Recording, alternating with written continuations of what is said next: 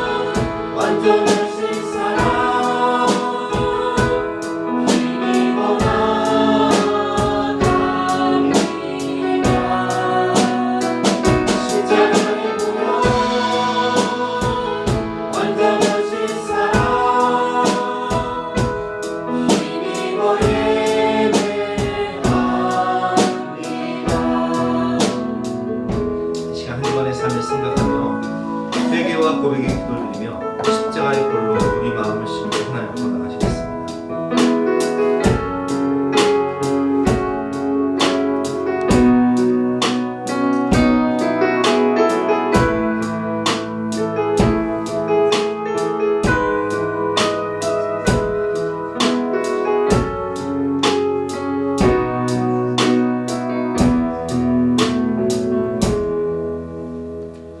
하나님 감사합니다. 오늘도 십자가 아래 우리 인생의 무거운 짐을 내려놓고 하나님의 은혜를 구할 때 하나님께서 우리를 불쌍히 여겨주시며 안아주시고 우리에게 은혜와 풍성한 사랑을 줄 것을 믿으니 진심으로 감사드립니다.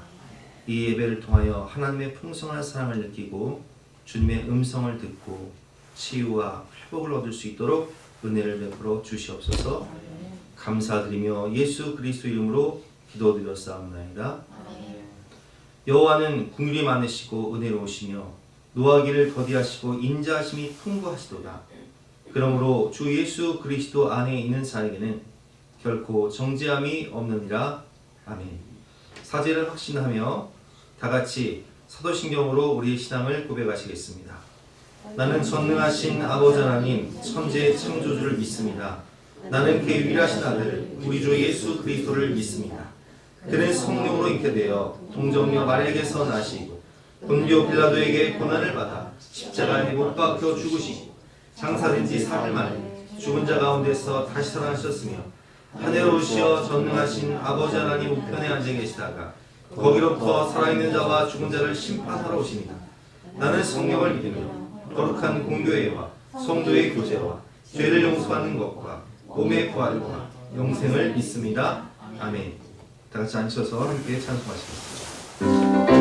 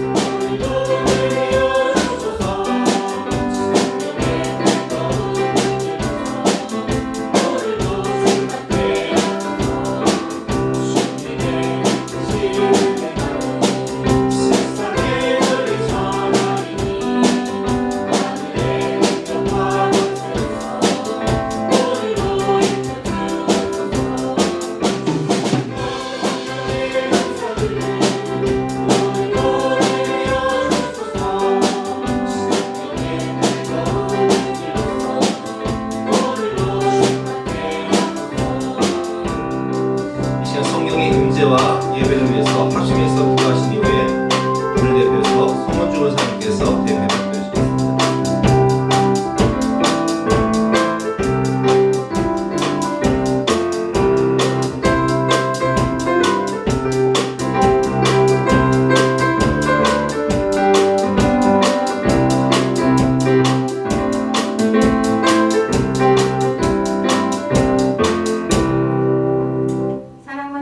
충만하신 하나님, 죄로 말미암아 죽음을 향해 고달픈 인생길을 걷고 있는 영혼들에게 영생을 주시기 위하여 이 땅에 오신 주님을 찬양하며 감사드립니다.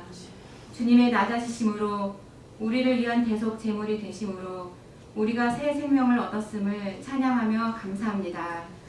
지난 한 주간도 육신의 연약함을 핑계로 주님의 말씀대로 살지 못하고 우리의 짧은 지혜와 계산을 의지하며 어리석게 살았음을 고백합니다.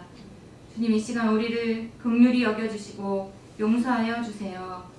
주님, 우리의 소망을 날로 새롭게 하여 주사 아버지를 기쁘게 하는 삶으로 인도하여 주세요. 은혜의 주님, 이 시간 하나님께서 예정하신 하늘의 축복을 충만히 내려주시고 그리하여 우리의 마음 문을 활짝 열게 하시고 하늘의 축복을 받는 시간이 되기를 간구합니다. 사랑의 주님, 성탄절이 다가옵니다. 우리를 구원하시기 위하여 초라한 마구간에 오신 주님을 기억하며 주님 다시 오실 그날을 기다립니다. 성탄의 기쁜 뜻을 헤아리며 연말연시에 들뜬 분위기에 주님의 오신 뜻을 가리지 않도록 우리에게 하늘의 지혜를 더하여 주옵소서. 사랑하는 성도들의 온 가정에도 성탄의 은혜가 충만하게 하시고 서로 예수 그리스도의 나심을 기쁨으로 증거하며 새벽에 목자들이 주의 나심을 들었던 것처럼 우리가 주의 나팔되어 온 세상에 주 오심을 전파하게 하여 주옵소서. 성탄의 기쁨과 감격이 삶의 모든 날 동안 충만하게 하시고 그로 인한 감사가 끊이지 않도록 인도하여 주세요. 이 시간 단위에서 우리를 위해 생명의 말씀을 전하시는 사자 목사님께 성령의 두루마기를 입혀주셔서 그 말씀을 통해 듣는 우리 모두가 주님을 바라보게 하시고 주님의 능력의 말씀을 통해 덧입혀지는 놀라운 말씀의 시간이 되기를 간절히 소망합니다. 말씀을 의지하여 날마다 주님의 사랑을 의지하여 살아가는 우리가 되게 하시고 연초에 세웠던 계획들을 돌아보며 잘 마무리하며 정리하는 경건의 한 주간이 되기를 소망합니다. 길이요 진리요 생명 되신 살아계신 예수님의 이름으로 간절히 기도드립니다.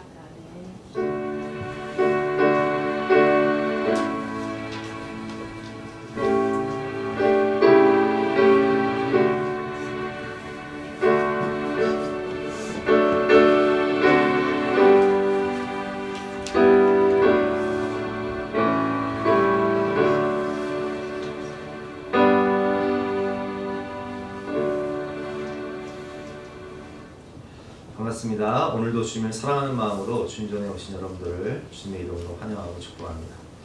오늘은 대림절 셋째 주일로 예배를 드리도록 하겠습니다. 재직회가 오늘 점심 식사 후에 1시에 도서관에서 있습니다. 재직들은 참석해 주시기 바라고요. 예결산을 위한 공동회의는 다음 주 2부 예배 후에 갖도록 하겠습니다. 오늘 목적 모임은 재직회 관계로 쉬도록 하고요. 2부 예배 후에 간편식을 준비했으니까 식사하고 가시기 바랍니다. 오늘 우리에게 주신 하나님 말씀 마태복음 2장 1절부터 18절까지 말씀인데요. 신약성경 2면입니다.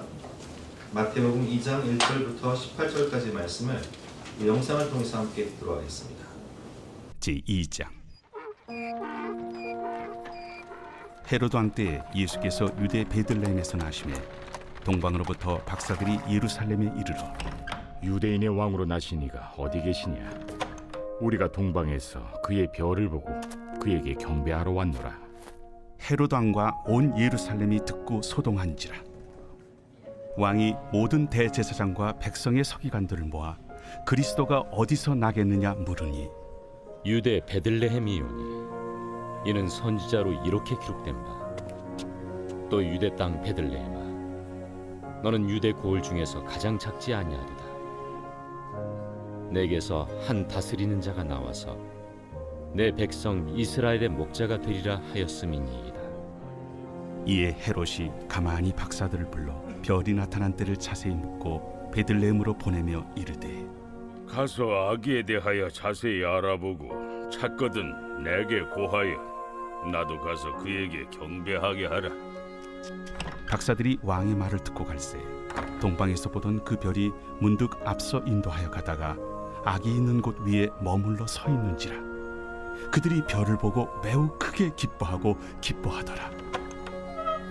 집에 들어가 아기와 그의 어머니 마리아가 함께 있는 것을 보고 엎드려 아기께 경배하고 보배합을 열어 황금과 유향과 모약을 예물로 드리니라.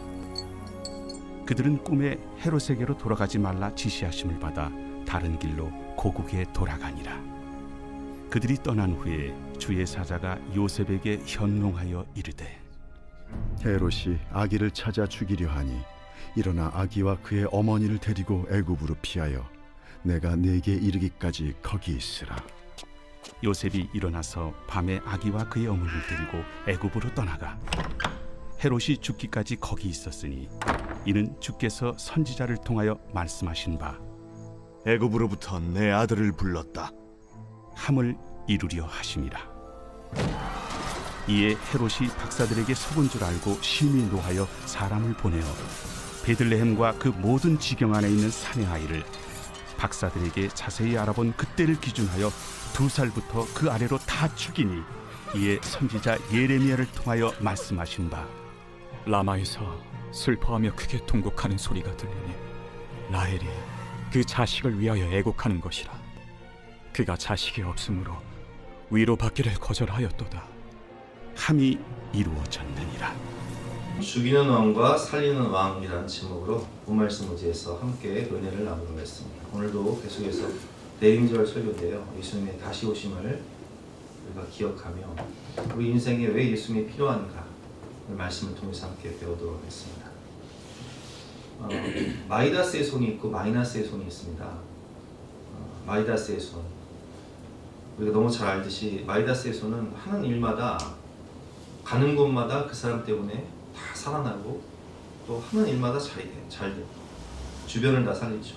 그러나 마이너스의 손은 그 사람 때문에 집안이 어려움을 겪고 또 고통을 당하고 공동체로 어려움을 겪게 되는 마이너스의 손. 가만히 있으면 좋은데 오히려 공동체를 무너뜨리는 그런 사람들이 있습니다. 왕도 마찬가지예요. 마이다스의 손이 있고 마이너스의 손이 있습니다. 죽이는 왕이 있고 또 살리는 왕이 있습니다. 우리가 어떻게 하면 죽이는 인생이 아니라 살리는 인생이 될 수 있을까? 그것을 오늘 본 말씀을 통해서 함께 배우도록 하겠습니다. 첫 번째 죽이는 왕, 오늘 본문에서 헤롯이죠. 본문 1절 말씀을 보면 헤롯 왕 때에 예수님께서 유대 베들레헴에서 나심에 동방으로부터 박사들이 예루살렘에 이르렀는데 유대인의 왕으로 나시니가 어디 계시냐? 우리가 동방에서 그의 별을 보고 그에게 경배하러 왔노라. 이렇게 이야기를 합니다. 헤롯은 에돔 사람이에요. 에돔 사람인데 로마로부터 힘을 얻고 이 유대를 다스리는 분봉왕이 된 거예요. 그래서 그는 여러분 생각해 보세요. 유대 사람이 유대를 다스려도 로마의 분봉왕으로 왔으면 민심이 좋지 않을 텐데 이 사람은 에돔 사람이란 말이에요. 그러니까 유대인들이 굉장히 반발이 심했겠죠. 왜냐하면 우리 민족도 아닌 사람이 왕이 되어가지고 우리를 통치하고 있으니까. 그래서 헤롯은 유대인들의 그 마음을 얻기 위해, 민심을 얻기 위해 그가 40년이 넘도록 우리가 너무 잘 알고 있는 예루살렘 성전을, 대성전을 건축했단 말이에요. 그 모든 것이 정치적인 이유였어요. 그가 뭐 믿음이 있어서 그렇게 한 게 아니라 어떻게든 유대인들의 마음을 얻고자 그런 행적을 했단 말이에요. 하지만 이 에돔 사람이었던 헤롯에 대한 반발로 우리가 성경을 읽어보면 여러 가지 이제 반란 사건이 있었단 말이에요. 폭동 사건이 있었어요. 그런 가운데 동방 박사들이, 여기서 이 동방 박사들은 우리가 너무 잘 알듯이 이제 그 바벨론의 포로로 끌려간 그 포로들에 의해서 우리가 예를 들면 다니엘 혹은 에스더 그리고 모르드게 같은 사람들에 의해서 성경을 배우고 메시아를 대망하던 그런 페르시아 민족의 후예들이에요. 마귀족이라고 하는데 그들이 이 메시아를 소망하며 별을 보며 별을 관측하다가 예수님의 그 나타나신 그 별을 보고 동방에서부터 와서 뭐라고 얘기해요? 유대인의 왕으로 나시니가 어디 계시냐? 우리가 동방에서 그의 별을 보고 그에게 경배하러 왔노라. 이렇게 얘기하니까 안 그래도 이 정권이 위태위태한 헤롯 대왕이 깜짝 놀란 거예요. 마음이 덜컥 무너진 거예요. 그래서 3절 말씀에 보면 헤롯 왕과 온 예루살렘이 듣고 소동이 일어납니다. 야, 이게 도대체 무슨 일이냐? 야, 큰일 났다. 무슨 유대의 왕, 성경에 예언된 그 메시아가 왔다고? 헤롯 입장에서는 그냥 가슴이 철렁 내려앉는 거죠. 그래서 왕이 모든 대제사장과 백성의 서기관들을 모아 그리스도가 어디서 나겠느냐? 그리스도란 기름 부음 받은 자잖아요. 이 메시아가 어디서 나겠느냐? 물으니 이르되 유대 베들레헴이오니 이는 선지자 미가서에 나오죠. 미가서 5장 2절 이렇게 기록된 바 또 유대 땅 베들레헴아 너는 유대 고을 중에서 가장 작지 아니하도다. 내게서 한 다스리는 자가 나와서 내 백성 이스라엘의 목자가 되리라 하였음이니이다. 이에 헤롯이 가만히 박사들을 불러 별이 나타난 때를 자세히 묻고 베들레헴으로 보내매 이르되 가서 아기에 대하여 자세히 알아보고 찾거든 내게 고하여 나도 가서 그에게 경배하게 하라. 이렇게 말한 다음에 동방박사들을 보냅니다. 왜 이렇게 말할까요? 그리스도 메시아가 태어나면 자기의 정적이잖아요. 내가 왕인데 유대인의 왕이 어디서 나왔냐 하니까 헤롯 입장에서는 그 메시아 정적을 아예 그냥 싹이 나기 전부터 밟아야 되는 거예요. 죽여야 되는 거예요. 그렇게 이제 묻는 거죠. 그래서 여러분 이 에돔 사람이었던 헤롯은 자기 성공을 위해서는 누구든 죽일 수 있는 사람이에요. 잔인한 사람이에요. 그래서 오늘 누구를 죽이려고 하나요?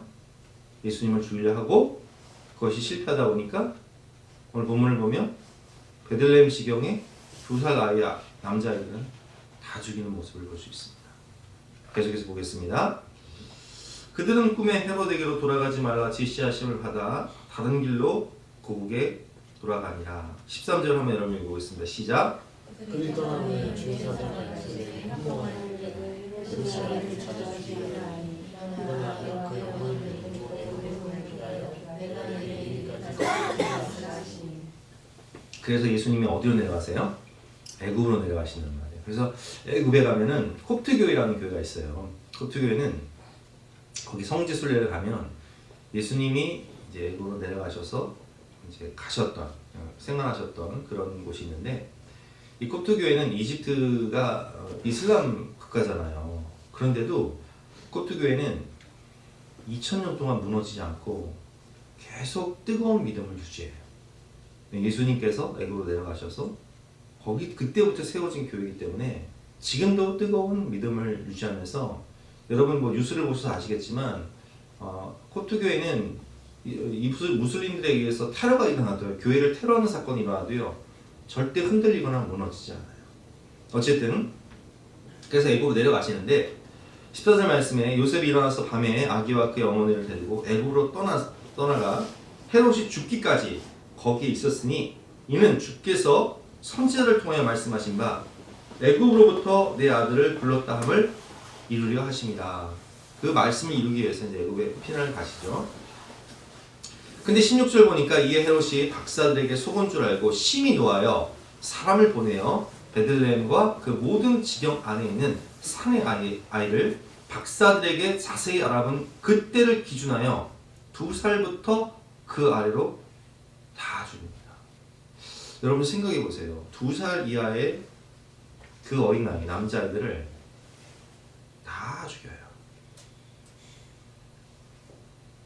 근데 이때가요 아이들이 얼마나 이쁜 때인 줄 아세요? 우리 그 아들이 이때 제가 이제 부모님이 이제 손주를 보니까 너무 좋으신 거예요. 너무 좋으시니까 제가 월요일에 이제 쉬는 날이니까, 학교를 안 가는 날이니까, 신년 날 때인데 월요일만 되면 손주를 좀 데려와라, 우리가 보겠다 해가지고 데려가요. 그러면 하루 종일 아이를 보다가 기저귀를 갈아줄 때가 있잖아요. 그러면 기저귀를 갈다가 애가 이제 오줌을 쌀 때가 있단 말이에요. 그러면 할아버지가 기저귀를 갈아주다가 오줌을 싸면 그 오줌 벼락을 맞고도 그게 그냥 너무 사랑스러우니까, 이쁘니까 오줌 벼락을 맞고도 껄껄껄껄 웃으시는 거예요. 여러분, 그때가 너무 이쁜 때잖아요. 젖을 먹이는 때잖아요. 그냥 보고만 있어도 너무 사랑스러운 때인데, 그때의 그런 사랑스러운 아이들을 헤롯 왕은 다 죽이라 명령해서 베들레헴 지경에 있는 모든 2세 이하의 남자들은 다 죽어요. 이렇게 잔인한 사람이에요, 헤롯 왕이. 그 아이를 잃은 가정들의 슬픔은 어떻겠습니까? 그래서 17절부터 보면 이에 선지자 예레미야를 통하여 말씀하신 바 라마에서 슬퍼하며 크게 통곡하는 소리가 들리니 라헬이 그 자식을 위하여 애곡하는 것이다. 그가 자식이 없으므로 위로받기를 거절하였다 함이 이루어졌느니라. 어떤 말을 해도 위로가 안 되는 거예요. 그런 슬픔들이 가정마다 임하게 됩니다. 그래서 헤롯은 이처럼 잔인한 왕, 죽이는 왕이었기 때문에 이 헤롯의 잔인함으로 인해서 폭동과 전국의 불안이 계속되었고, 제가 지난주에 말씀을 드렸지만 그래서 로마에서는 총독을 파견할 수밖에 없었다. 그래서 로마의 총독으로 우리가 예수님 시대에 누가 왔었어요? 빌라도가 왔었죠. 그러니까 헤롯이 이런 나쁜 짓을 했기 때문에 자신도 언제 이 유대인들의 폭동에 의해서 제거될지 모른다는 불안함이 있었어요. 그래서 성지순례를 가면 헤롯이 지은 요새들이 굉장히 많습니다. 대표적인 요새가 헤로디움이라는 요새예요. 굉장히 높은 산 위에 이제 궁궐을 지어놓고 그리고 언제든지, 이것은 이제 우리가 잘 알고 있듯이 예루살렘 근처예요. 그러니까 폭동이 일어나면 바로 피할 수 있는 그런 임시 요새라고 볼 수 있습니다. 예루살렘 근처에 헤로디움이라는 그런 왕궁을 지어놓고 거기로 피신할 수 있게끔 만들어놨는데, 2007년도에 이 헤로디움에서 헤롯 대왕의 무덤이 발견됐어요. 여기에 묻힌 거죠. 그리고 우리가 너무 잘 알고 있는 마사다 요새, 정말 천혜의 요새죠. 지리적으로 이곳은 어떻게 올라갈 수 있는 길이 단 한 길밖에 없어요. 여기 앞쪽에 보면 계단이 있지 않습니까? 이 길만 막으면 여기를 올라올 수가 없는 거예요. 그래서 헤롯 대왕은 여기다가 엄청난 물 저장고와 곡식을 저장해놨죠. 수십 년을 버틸 수 있는 그런 곡식을 저장해놨어요. 그래서 실제로 이곳이요, 주 70년 로마에 의해서 예루살렘이 공격을 당하고 이제 유대 땅이 멸망당할 때 수백 명의 사람들이 이 마사다 요새로 도망을 가요. 그래서 여기서 몇 년을 버팁니다. 근데 이걸 점령하기 위해서 로마가 같은 높이의 토성을 쌓아버려요. 토성을 쌓아서 여기 점령당할 때 유대인들이요, 여기서 다 자결을 해요. 그래서 유대인들은요, 지금도 성인식을 치를 때 어디 가서 하냐면 마사다 요새, 여기 가서 성인식을 치르면서 그 믿음의 결의를 다지는 모습을 볼 수 있는데, 어쨌든 여기도 누가 지은 거라고요? 헤롯 대왕이 만든 거예요. 왜 이런 요새들을 지었을까요? 자신이 너무 잔인한 짓들을 많이 했기 때문에, 죽이는 일을 많이 했기 때문에 자신도 항상 불안한 가운데 살았다는 것을 우리가 알 수 있습니다. 죽이는 왕의 특징은 바로 죄와 탐욕입니다. 그 마음에 탐욕이 가득하니까, 죄가 가득하니까 나의 이익을 위해서라면 수단과 방법을 가리지 않고, 심지어는 2살 아이의 어린아이일지라도 다 죽여라, 이렇게 명령을 하는 거예요. 그리고 죽이는 왕의 특징은 자신의 어리석음으로 인해서 주변 사람들이 굉장히 고통을 많이 받습니다. 신하들이나 백성들이 굉장히 고통을 많이 받아요. 자, 죽이는 왕 어떤 사람들이 있을까요? 성경을 보면 모세 시대, 우리가 너무 잘 알고 있는 애굽의 바로 왕. 하나님께서 모세에게 이스라엘 백성들을 구원하라 말씀하시며 하나님의 지팡이를 주시고 애굽의 바로 왕에게 찾아갑니다. 그리고 몇 가지 재앙을 통해서 하나님의 살아계신 능력을 보여주시는데 바로는 그 능력을 보고도 그럼 뭐 애굽에 술살도 할 수 있는 거니까 믿지 않아요. 근데 이제 하나님 본격적으로 애굽에 10가지 재앙을 행하신단 말이에요. 우리가 너무 잘 알듯이 뭐 나일강이 피로 변하고 또 뭐 개구리 재앙, 또 이 재앙, 뭐 메뚜기 재앙 이런 재앙들이 오는데 바로의 마음이 어떻게 돼요? 마음이 그렇죠. 완악하고 강팍해요. 그래서 재앙들이 임할 때마다 하나님의 그 말씀을 거부하고 완강하게 거부하고 불순종한단 말이에요. 그래서 누가 고통을 당해요? 애굽 전역에 있는 모든 백성들이 고통을 당해요. 근데 마지막 재앙이 뭐예요? 장자의 죽음이에요. 장자의 죽음. 이 장자의 죽음이라는 것은 뭐냐면 하여튼 집집마다 첫째는 다 죽는 거야. 그러니까 자식이 있는 가정들은요 장자의 죽음을 피할 수가 없어. 이 바로 왕의 완악함으로 인해서 결국은 온 나라가 다 집집마다 장자의 죽음을 경험해요. 통곡하고 애곡하게 되죠. 근데 결국 바로가 두 손을 듭니다. 가라, 떠나가라. 그래서 출애굽이 시작돼요. 근데 바로가 거기서 멈춥니까? 안 멈춰요. 어떻게 해요? 군사들을 끌고 애굽에 있는 전 군사들을 끌고 모세와 함께 출애굽한 이스라엘 백성들을 추격을 합니다. 그래서 어디 앞에서 만나요? 홍해 앞에서 만나요. 근데 하나님께서 어떻게 하시냐? 모세를 통해서 지팡이를 홍해에 대라, 쳐라 할 때 홍해가 갈라지잖아요. 그러면 하나님께서 이 홍해를 가르셔가지고 바다가 갈라져서 이스라엘 백성들이 홍해길을 도망가는 것을 봤으면 하나님의 능력인 것을 깨닫고 거기서 추격을 멈춰야 되는데 이 어리석고 교만한 바로는요 추격해라. 그래서 추격할 때 하나님께서 이스라엘 백성들이 홍해를 딱 건너자마자 그 홍해 바다를 다 엎어버려요.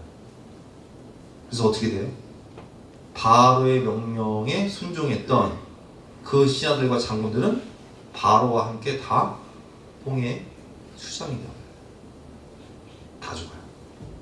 와, 자기만 죽는 것이 아니라 백성들에게 이렇게 큰 고통을 주고 슬픔을 주고 자신을 추종했던 군사들과 장군들에게 결국 죽음을 선물해 준단 말이에요. 이게 죽이는 왕이에요. 이게 어리석은 왕이에요. 북이스라엘 시대에 누가 있습니까? 아합과 이세벨이죠. 이세벨은 저기 우리 하여튼 바알과 아세라를 섬기는 제사장의 딸이었어요. 근데 이세벨이 아합하고 결혼을 한단 말이에요. 그래서 이 북이스라엘의 통치 방법이 어떻게 바뀌냐? 하나님을 섬기는 제사장이나 예언자들은 다 죽여라. 다 죽여라. 북이스라엘 전역에 다 죽여라. 그래서 다 죽여요. 누구만 남아요? 엘리야만 남아요. 엘리야도 이제 우리가 잘 알고 있듯이 까마귀를 통해서 공급을 받지 않습니까? 어쨌든 그래서 엘리야가 갈멜산에서 이 바알과 아세라 선지자 850명과의 영적 대결을 해서 하나님의 살아계심을 보여준단 말이에요. 근데 그들이 회개하고 돌아섭니까? 아니면 더 완악해서 엘리야를 죽이려고 합니까? 엘리야 죽이려고 하잖아요. 그래서 이 아합과 이세벨이 나중에 어떻게 됐냐? 아합이 얼마나 욕심이 많냐면은 자기 왕궁 근처에 나봇이라는 사람의 포도원이 참 보기가 좋고 포도 결실이 좋고 왕궁 근처에 있으니까 너무 아름다운 정원처럼 좋은 거예요. 그래서 그 나봇의 포도원을 아합이 팔라고 하는데, 율법에 보면 이게 우리가 잘 알듯이 땅 분배를 받으면요, 자기 지파가 아니면 팔 수가 없잖아요. 지파별로는 팔 수 있어도 조상에게 받은 것이기 때문에 팔지 못한다고 말하니까 이세벨이 악한 음모를 꾸며가지고요, 나봇이 하나님과 왕을 저주했다라는 거짓 증인 2명을 내세워서 나봇을 죽이고 그 포도원을 빼앗습니다. 억지로 빼앗아버려요. 그때 어떤 예언을 듣게 되냐면은 너는 이 의인을 죽여서 불의한 피를 흘리게 했기 때문에 너는 앞으로 개밥이 되고 새밥이 될 것이다. 그래서 성경이 나오는 가장 큰 저주, 개밥, 새밥. 개밥, 새밥이 저주를 받습니다.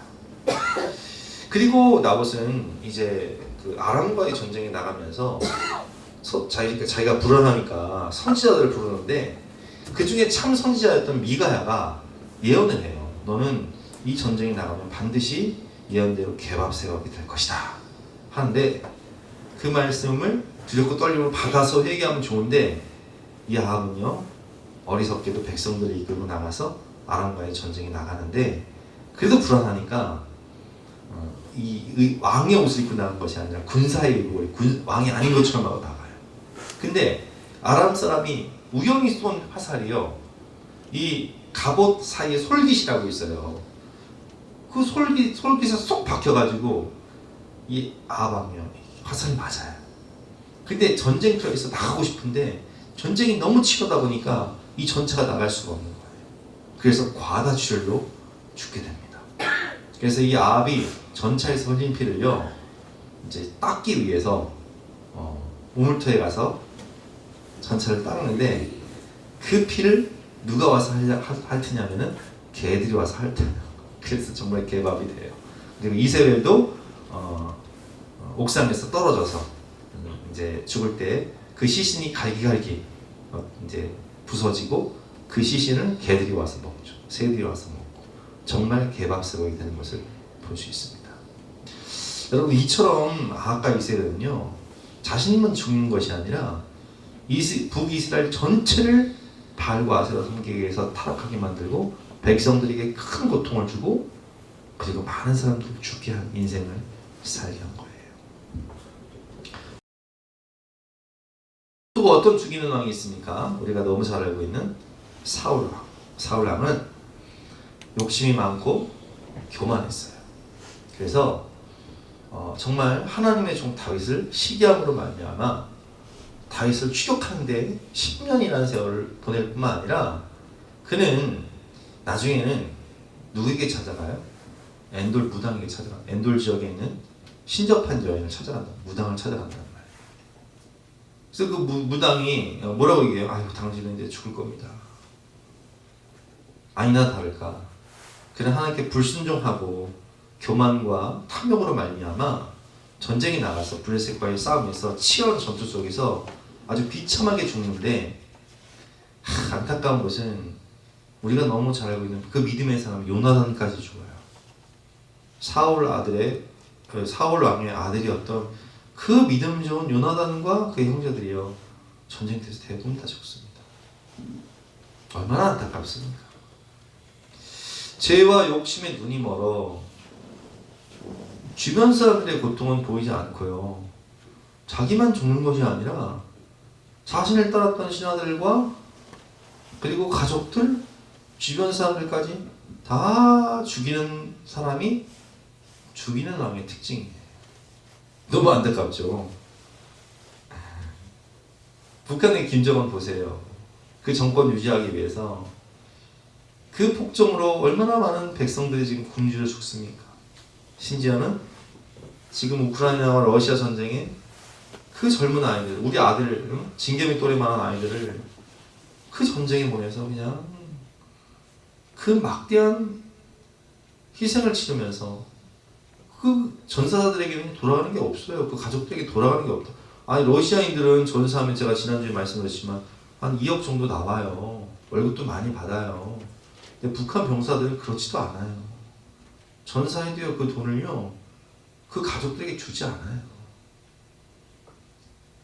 북한뿐만 아니라 우리나라의 역사 속에 우리나라의 왕들과 정치 지도자들 중에는 내 욕심, 내 탐욕, 그 죄악 때문에 이렇게 백성들에게 고통을 주고 주변 사람들에게 아픔을 죽이는 왕들이 있었다는 거예요. 여러분 어떻습니까? 그럼 두 번째로 살리는 왕이 있겠죠. 살리는 왕은 누굽니까? 오늘 본문에 나온 왕 중에 바로 예수 그리스도죠. 만왕의 왕이시오, 만주의 주로 이 땅에 하늘 보좌. 예수님은요, 삼위일체 하나님이세요. 그러니까 예수님은 온 우주를 창조하신 창조주 하나님, 통치하시는 만왕의 왕, 만주의 주이신 하나님께서 그 하늘 보좌를 버리시고 이 땅에 오셨습니다. 왜 오셨어요? 살리는 왕의 특징은 십자가의 희생을 통해 모두를 살리고 자신의 헌신과 섬김으로 말미암아 나도 살고 남도 살리는 그런 인생을 산다는 것인데요. 그것이 바로 성육신 사건이죠.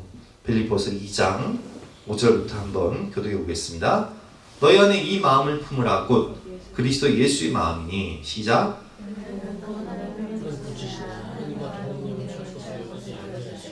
자, 그분은 어떤 분이시라고요? 근본 하나님의 본체시나 하나님과 동등됨을 취할 것으로 여기지 아니하시고 오히려 자기를 비워 종의 형체를 가지사 사람들과 같이 되셨는데 어디에 태어나셨어요? 마구간 구유에 태어나셨단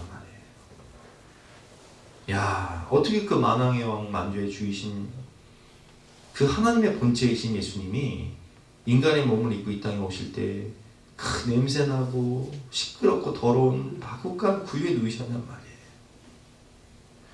사람의 모양으로 나타나사 자기를 낮추시는데 어디까지 낮추세요? 죽기까지 복종하셨으니 곧 십자가에 죽으십니다. 비참하게, 수치스럽게, 고통스럽게 십자가에서 우리를 위해 죽으시는 것을 볼 수 있습니다. 하나님은 이렇게 우리를 위해 죽으신 예수님을 지극히 높여 모든 이름 위에 뛰어난 이름을 주사 하늘에 있는 자들과 땅에 있는 자들과 땅 아래에 있는 자들로 모든 무릎을 예수의 이름에 꿇게 하시고 모든 입으로 예수 그리스도를 주라 시인하여 하나님 아버지께 영광을 돌리게 하셨느니라. 그래서 부활하신 예수님은요, 하늘로 승천하시고 이제는 심판주로 재림주로 다시 오셔서 우리를 심판하실 때는 이제는 구름 타고 백마 탄 승리의 왕으로 오신다는 것을 우리가 기억해야 돼요. 심판의 하나님, 공의의 하나님으로 오신다는 것을 우리가 기억해야 된다는 사실이에요. 예수님을 믿으면 우리가 구원받지만 예수님을 믿지 않으면 구원받을 수 없는 거예요. 하늘에 있는 자들과 땅에 있는 자들과 땅 아래에 있는 자들로 모든 무릎을 예수의 이름에 꿇게 하시고 모든 입으로 예수 그리스도를 주라 시인하여 하나님 아버지께 영광을 돌리게 하셨느니라. 예수님은 자신이 온 목적을 뭐라고 말씀하시죠? 나는 양들에게 생명과 풍성함을 주시, 나는 살리기 위해 이 땅에 왔다, 이렇게 말씀하세요. 요한복음 10장 10절과 11절 말씀 교독해 보겠습니다. 도둑이 온 것은 도둑질하고 죽이고 멸망시키려는 것뿐이요 내가 온 것은 양으로 생명을 얻게 하고 더 풍성히 얻게 하려는 것이라. 11절 시작. 그래서 예수님은 선한 목자로 오셔서 우리에게 생명과 풍성함을 주시기 위해서 그냥 자신의 목숨을 십자가에서 내어주시죠. 그리고 요한복음 5장 21절 말씀에 보면 아버지께서 죽은 자들을 일으켜 살리심 같이 아들도 자기가 원하는 자들을 살리느니라 라는 말씀처럼 예수님은 우리를 살리시기 위하여 우리 가정을 살리시고 우리 교회를 살리시고 이 세상을 살리기 위해서 이 땅에 오셨다는 것을 우리가 알 수 있습니다. 그래서 예수님이 가는 곳마다 생명이 살아나요. 공동체가 살아나요? 풍성함이 있어요. 복음이 전해지는 나라마다 생명과 풍성함이 가득한 거예요. 죽이는 왕이 통치하는 나라들은요, 백성들이 고통을 당합니다. 저 북한처럼 굶주림과 공포 속에 살아요. 하지만 예수님이 통치하시는 나라마다, 가정마다 거기에는 생명이 있고 풍성함이 있는 거예요. 왜냐하면 살리는 영이신 성령, 생명의 주인이신 예수님이 그들에게 생명과 풍성함을 주기 때문에 예수님은 희생제물, 화목제물로 이 땅에 오셨습니다. 그래서 오늘 동방박사들이 가지고 오는 세 가지 선물의 그 의미를 보면요, 11절 말씀에 집에 들어가 아기와 그의 어머니 마리아가 함께 있는 것을 보고 엎드려 아기께 경배하고 보배압을 열어 황금과 유향과 모략을 예물로 드리니라 라는 말씀이 있는데, 이 세 가지 선물의 의미가 있어요. 황금은 왕관을 뭘로 만들어요? 황금으로 만들잖아요. 왕권을 의미하는 거예요. 왕이신 예수님, 만왕의 왕, 만주의 주로 오신 예수님, 왕권, 왕이신 예수님 높임을 받으소서 하며 황금을 드리는 거예요. 두 번째, 유향은 우리가 성막 배울 때 다 배웠어요. 유향은 성막에서 은은하게 향을 내는 게 유향이에요.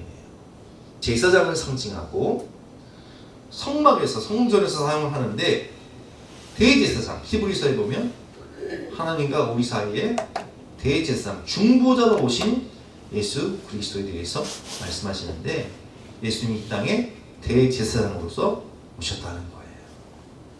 마지막 몰약은 장례식 때 시신에 바르는 게 몰약이에요. 그래서 예수님 죽으실 때 여인들이 몰약을 가져와서 예수님 시신을 바르려고 하잖아요. 장례용품입니다. 이것은 예수님이 우리를 위해서 십자가에서 희생 제물이 되어 주신다는 그런 상징적 의미인 것입니다. 여러분, 예수님의 마음을 가진 성경 속 왕들이 있습니다. 페르시아 왕이었던 고레스는요, 하나님이 유일하게 성경에서 내가 기름 부은 나의 종이라고 표현하고 있어요. 그래서 고레스는요, 성경의 예언대로 이제 포로 생활 70년이 끝나고 포로 귀환을 할 때 이란 사람이었지만 그는 칙령을 내립니다. 이스라엘 사람들은 고국으로 돌아가라, 가서 성전을 건축하고 거기서 다시 하나님을 예배하라, 칙령을 내려요. 그래서 고레스의 칙령에 의해서 그들은 포로 귀환 그리고 성전 건축을 시작할 수가 있었어요. 다윗왕은 어떻습니까? 다윗왕도 사울의 추격을 당하면서도 그 일라 백성들이 블레셋의 침략을 받아 고통을 당하자 하나님께 기도를 해요. 하나님, 제가 저 블레셋과의 싸움에서 전투에 나가면 승리하겠습니까? 제가 그 일라 백성들을 구하고 싶은데 전투에 나가면 승리하겠습니까? 물어요. 네가 승리하리라. 전투에 참여하죠. 근데 그 일라 백성들은 어떻게 해요? 자신들이 살기 위해서 사울왕에게 밀고 하잖아요. 다윗은 그것을 알면서도, 그들이 배반할 것을 알면서도 그들을 구한단 말이에요. 이게 살리는 마음이에요. 물론 다윗이 이렇게 성령 충만했던 다윗도 이제 밧세바 사건 때문에 이제 압살롬 반역을 하지 않습니까? 그래서 그 전쟁으로 2만 명 이상이 이제 죽는데, 양면성이 있어요. 그래서 다윗과 솔로몬은 양면성이 있어요. 그러니까 그들은 원래 살리는 왕이었어요. 지혜의 마음으로 나라를 살리고 부강하는 막 이스라엘 최고의 번영을 누리는 전성기를 누리기도 하지만, 그들이 범죄하고 타락하고 우상 숭배했을 때는 살리는 왕에서 어떻게 돼요? 죽이는 왕이 돼요. 우리가 이걸 이게 잘 분별을 해야 돼요. 우리도 성령 충만하지 못하면 살리는 왕에서 죽이는 왕이 될 수 있어요. 반대로 우리가 회개하면 죽이는 인생에서 마이너스의 손에서 마이다스의 손이 될 수 있는 거예요. 여러분, 오늘 말씀을 통해서 우리가 죽이는 왕이 있고 살리는 왕이 있다. 그래서 죽이는 사람은 그 사람 때문에, 그 사람이 왕이 되면 백성들이 고통을 당하고 죽임을 당하고 고통을 막 하지만 살리는 사람이 왕이 되면 그 사람 때문에 생명을 얻고 풍성함을 얻는다라는 말씀을 배웠는데, 이 말씀을 통해서 우리가 적용할 것이 있어요. 나는 어떤 사람인가? 나는 헤롯과 같은 인생인가? 아니면 예수님 같은 인생인가? 나는 내 안에 누가 왕인가? 헤롯처럼 죄와 탐욕이 왕인가? 아니면 살리기 위해 오신 예수님이 내 안에 왕이신가? 이걸 점검해 봐야 돼요. 죽이는 왕은 죄와 탐욕에 눈이 멀어 어리석음 가운데 주변 사람들의 고통이 보이지 않는 가운데 나도 죽고 남도 죽입니다. 하지만 살리는 왕은 살리기 위해서 자신을 희생하고 헌신하며 살아가다가 결국 나도 살고 남도 살리는 축복의 통로, 가는 곳마다 생명을 살리는 풍성함을 주는 축복의 통로가 되는 것입니다. 바울은 유라굴로의 강풍 속에서도 배가 침몰 위기에 있을 때 왕이신 예수님을 모시고 그분의 음성을 듣고 풍랑 속에서 소망을 잃은 276명의 사람들을 마침내 다 살릴 뿐만 아니라 그들을 복음의 증인으로 변화시키는 모습을 우리는 성경을 통해서 보았어요. 내 마음에 생명의 왕이신 예수님을 모시고 살면, 우리가 주님의 마음으로 십자가를 지고 살아가면 나로 인해 우리 가정이 살아납니다. 우리 집안이 구원받습니다. 우리 교회가 부흥합니다. 나로 인해 이 민족이 변화됩니다. 왜냐하면 내가 축복의 통로입니다. 나를 통해 생명이 흘러가니까, 나를 통해 풍성함이 흘러가니까. 여러분, 우리가 헤롯처럼 죽이는 인생이 아니라 예수님의 마음으로 나도 살고, 우리 가정도 살리고, 우리 집안도 구원하고, 나 때문에 교회도 부흥하고, 나 때문에 직장이 축복받고, 나 때문에 민족이 변화되는 축복의 통로로 살아가시는, 살리는 왕으로 오신 예수님을 모시고 살리는 인생을 살아가시는 저와 여러분 되시기를 주님의 이름으로 축원합니다. 함께 찬양하고 기도할 때에 예수님, 내 마음에, 우리 가정에, 우리 교회에, 우리 민족의 마음으로 오시옵소서. 우리 함께 찬양하고 기도하는 시간 갖도록 하겠습니다.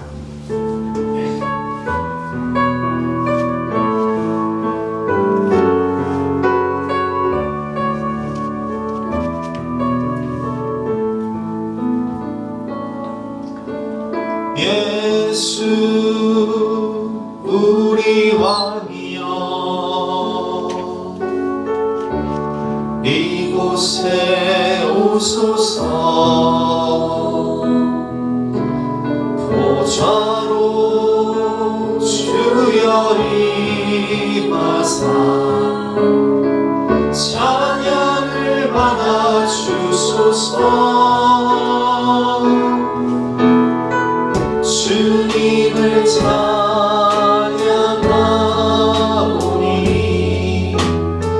주님을 경배하오니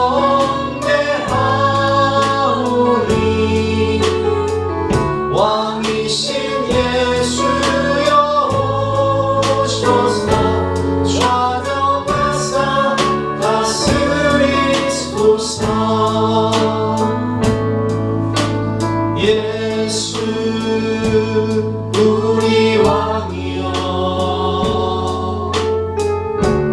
이곳에 오소서. 보좌로 주여 임하사 찬양을 받아 주소서.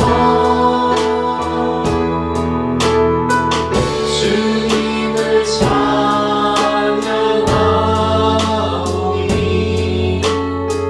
주님을 경배하오니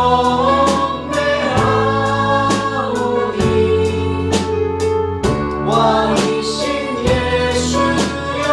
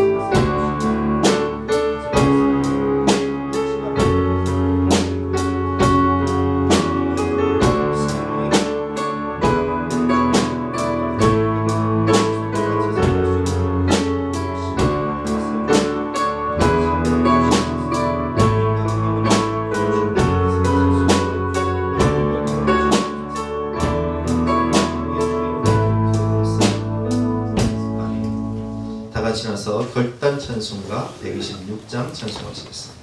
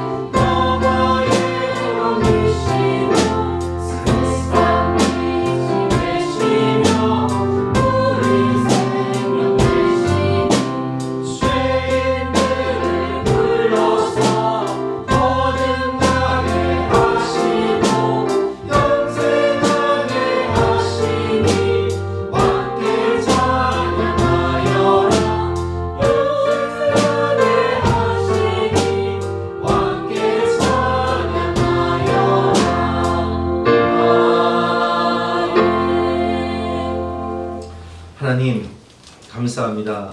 죄와 탐욕 가운데 욕심과 마귀의 종이 되어서 죽이는 인생을 살았던 우리들을 예수 그리스도의 보혈로 속량하사 하나님의 자녀 삼아주시고 이제는 축복의 통로가 되어서 예수님의 마음으로 가정을 살리며 집안을 세우고 교회를 위해 헌신하며 민족의 빛이 될 수 있는 생명의 통로로 변화시켜 주시니 진심으로 감사드립니다. 평화의 왕이신 예수님께서, 생명의 왕이신 예수님께서 우리 마음 가운데, 우리 가정 가운데, 교회 가운데, 민족 가운데 평화의 왕으로 생명의 왕 오셔서 통치하여 주시고 다스려 주시옵소서. 예수님의 마음으로 살아가며 생명의 통로로, 축복의 통로로 살아가는 우리 모두가 될 수 있도록 풍성한 은혜를 나뉘어 주시옵소서. 오늘도 주님을 사랑하는 마음으로 먼저 그 나라와 그의 의를 구하며 충성하고 헌신하는 모든 성도들의 가정과 사업 위에 하나님께서 은혜 위에 은혜를 주시고 복의 복을 더하여 주시옵소서. 감사드리며 예수 그리스도 이름으로 기도드렸사옵나이다. 지금은 우리 구주 예수 그리스도의 은혜와 독생자를 주신 영원하신 하나님의 사랑과 성령 하나님의 감화감동 역사하심이 우리 모든 성도님들 머리 위에, 앞날 위에, 가정 위에 지금부터 영원까지 함께 하시기를 간절히 축원하옵나이다. 아멘.